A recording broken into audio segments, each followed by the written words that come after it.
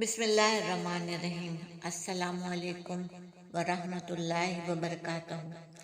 دوستو، ایک دفعہ کا ذکر ہے کہ ایک نوجوان ایک نہر کے کنارے وضو کر رہے تھے۔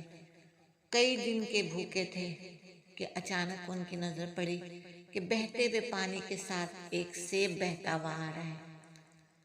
سیب جب آپ کے قریب پہنچ گیا تو آپ نے اسے اٹھا لیا اور کھا لیا، اس لیے کہ کئی دن کے بھوکے تھے۔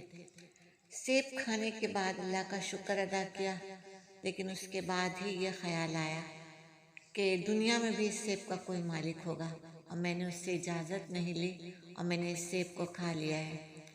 یہ سوچ کر پریشان ہو گئے اور پانی کی سمت دیکھنے لگے۔ آخرکار دل نے یہ فیصلہ کیا کہ جس طرف سے پانی بہہ کر آ رہا ہے یقیناً کوئی درخت اسی طرف ہوگا جس کا یہ پھل ہے۔ آپ نے چلنا شروع کیا۔ نوجوان چلتے رہے اور کافی دنوں کے بعد، کئی دنوں کے بعد انہوں نے دیکھا کہ سامنے ایک سیب کا باغ ہے، بہت بڑا باغ ہے، اور پھلوں کی وجہ سے اس کی کچھ شاخیں بالکل نہر میں ڈوبی ہوئی ہیں، نہر کے ساتھ سطح کو چھو رہی ہیں۔ آپ سمجھ گئے کہ وہ پھل اسی نہر کا تھا، یعنی سیب کے درخت سے پھل ٹوٹا اور پانی میں بہتا ہوا ان تک پہنچ گیا۔ نوجوان آگے بڑھا اور پوچھا، اس باغ کا مالک کون ہے؟ لوگوں نے بتایا کہ اندر بیٹھے ہیں۔ جب باغ کے اندر تشریف لے گئے تو دیکھا ایک بزرگ شخصیت بیٹھی ہوئی ہے، ان کی روشن پیشانی سے ظاہر ہو رہا ہے کہ کوئی عام آدمی نہیں ہے۔ انہوں نے بھی نوجوان کو دیکھا، بزرگ نے، اور پوچھا، کیوں آئے ہو؟ کیوں مجھ سے ملنا چاہتے ہو؟ نوجوان نے کہا، آپ کے درخت کا پھل پانی میں تیرتا ہوا، نہر میں تیرتا ہوا مجھ تک پہنچ گیا اور میں نے آپ کی اجازت کے بغیر وہ پھل کھا لیا۔ اب آپ کا مجرم ہوں، جو سزا دینا چاہیں دیں۔ بزرگ بھی پہچان گئے کہ یہ کوئی عام نوجوان نہیں ہے، کہ ایک سیب کو کھا کر، جس کو میں نے بھی نہیں دیکھا، دنیا نے بھی نہیں دیکھا، اور صرف اللہ رب العالمین نے دیکھا ہے، اور خوف خدا سے کہ اللہ تو دیکھ رہا ہے، میں نے کسی کا مال کھا لیا ہے، میں نے کسی کے سیب کھا لیا ہے، یہ سوچ کر یہ مجھ تک آیا ہے، مجھے ڈھونڈتا ہوا آیا ہے اور سزا چاہتا ہے۔ بزرگ نے کہا، تمہیں سزا ضرور ملے گی۔ تمہاری سزا یہ ہے کہ تم 12 سال تک میرے اس باغ کی نگہبانی کرو گی، اس کی گڈائی کرو گی، اس کی دیکھ بھال کرو گے، اس کو پانی لگاؤ گے، اس کے پھل جب آئیں گے تو اس کو دیکھو گے کہیں کیڑے تو نہیں لگ گئے، تم ہر طرح سے اس باغ کا خیال رکھو گے، یہ تمہاری سزا ہے۔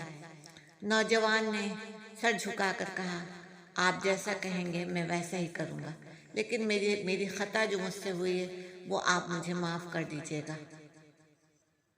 اس طرح وہ شخص اس باغ کی نگہبانی کرنے لگا، اس کی دیکھ بھال کرنے لگا، اس کی گڈائی کرتے، باغ کی دن بھر دیکھ بھال کیا کرتے تھے۔ ایک دن مالک نے کہا کہ کچھ مہمان آ گئے ہیں، جاؤ تازہ پھل توڑ کر لے آؤ باغ سے۔ آپ گئے اور بہت سارا پھل ایک بڑی سی رکابی میں رکھ کر لے کر آئے اور اپنے مالک کو پیش کیا۔ مالک نے کہا کہ کیا لے کر آئے ہو؟ ان میں سے تو کوئی بھی سیب پکے ہوئے نہیں، سب کے سب کچے ہیں۔ تم کو یہ بھی نہیں پتا، اتنے عرصے سے 10 سال کا عرصہ ہو گیا تم یہاں کام کر رہے ہو، تمہیں یہ بھی نہیں پتا کہ کون سا پھل کچا ہے اور کون سا پھل پکا ہوا ہے؟ نوجوان نے کہا، میں نے تو کبھی سر اٹھا کے دیکھا ہی نہیں پھل کی طرف کہ کچا پھل کیسا ہے اور پکا ہوا پھل کیسا ہے، اس لیے کہ ایک سیب کھانے کی سزا ابھی تک بھگت رہا ہوں۔ میں نے سوچا کہ کہیں مجھ سے کوئی دوبارہ غلطی نہ ہو جائے، اس لیے میں نے کبھی آپ کے سیب کی طرف نظر اٹھا کے نہیں دیکھا۔ مالک نے آگے بڑھ کے گلے لگا لیا اور کہا، ابھی تمہاری سزا ختم نہیں ہوئی ہے، تمہاری ایک اور سزا ہے، ایک اور امتحان ہے۔ کہا، جیسا آپ کہیں گے میں ویسا ہی کروں گا۔ کہا کہ میری ایک بیٹی ہے جو کہ آنکھوں سے اندھی ہے، پاؤں سے لنگڑی ہے، سن نہیں سکتی، تمہیں میری اس بیٹی سے شادی کرنی پڑے گی۔ نوجوان نے کہا، جیسے آپ کی مرضی، کیا میری سزا معاف ہو جائے گی؟ آپ نے کہا، بزرگ نے کہا، ہاں بالکل تمہاری سزا معاف ہو جائے گی، لیکن تمہیں میری بیٹی سے شادی کرنی ہوگی۔ ایک وقت مقرر کیا گیا، اس وقت پر نکاح ہوا۔ بزرگ نے کہا اب تم جاؤ، تمہاری دلہن اس کمرے میں موجود ہے۔ جب وہ نوجوان اس کمرے میں گیا تو دیکھ کر حیران رہ گیا کہ نہ تو دلہن گونگی تھی، نہ بہری تھی، نہ ہی اس کے پاؤں معذور تھے۔ وہ بالکل حسین دوشیزہ تھی۔ ڈر گئے، سوچا شاید کسی غلط کمرے میں آ گیا ہوں۔ فوراً پلٹے۔ جیسے ہی پلٹے صحن کی طرف آئے تو دیکھا بزرگ بیٹھے ہوئے۔ کہا کہاں جا رہے ہو؟ کہنے لگا کہ میں شاید غلطی سے کسی غلط کمرے میں آ گیا ہوں، اس لیے کہ آپ نے جو بیٹی کا نقشہ بتایا تھا ان میں سے تو کوئی علامات اس میں نہیں ہے۔ وہ بہری بھی نہیں ہے، وہ گونگی بھی نہیں ہے، وہ پاؤں سے اپاہج بھی نہیں ہے۔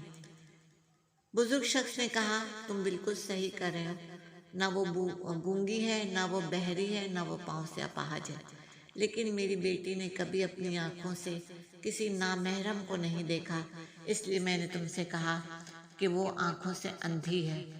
اس نے کبھی ہم کلام نہیں ہوئی، وہ کبھی کسی نامحرم سے، اس کی آواز کسی نامحرم نے کبھی نہیں سنی، اس لیے میں نے کہا کہ وہ کانوں سے بہری ہے، زبان نہیں ہے اس کی، اور وہ چل نہیں سکتی، میں نے اس لیے کہا کہ اس نے کبھی گھر سے قدم باہر نہیں نکالا۔ بزرگ نے نوجوان کو گلے سے لگایا اور اس طرح ان دونوں کی شادی ہو گئی۔ اب جب وہ جانے کی اجازت مانگنے لگے تو بزرگ نے کہا نہیں، 2 سال اور ٹھہر جاؤ تاکہ میں دنیا میں آنے والے اپنے نواسا یا نواسی کو دیکھ سکوں۔ آپ پھر وہاں رک گئے اور اس کے بعد اللہ رب العالمین نے اس نوجوان کو اور اس پاکیزہ بیوی کے گھر ایک بہت پیارا سا بچہ دیا۔ اور آپ جانتے ہیں کہ جس کا باپ اتنا اچھا ہو، جس کی ماں ایسی ہو، جس کا نانا اتنا اچھا ہو، وہ بچہ کون ہوگا؟ وہ بچہ شیخ عبد القادر جیلانی تھے۔ اللہ رب العالمین نے ولیوں کے ولی کو ان کے گھر میں پیدا کیا۔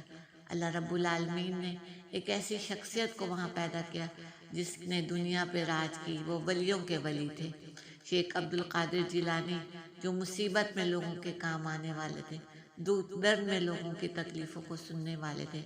آپ کے وعظ کا یہ عالم تھا کہ آپ جب تقریر کرتے تو لوگ ہزاروں کے مجمع میں لوگ بیٹھ کر اس طرح سنتے جیسے کوئی سکتہ طاری ہو گیا ہے۔ یہ واقعہ حضرت شیخ عبد القادر جیلانی کے والد کی شادی کا واقعہ تھا جو کہ میں نے آپ کو بتایا۔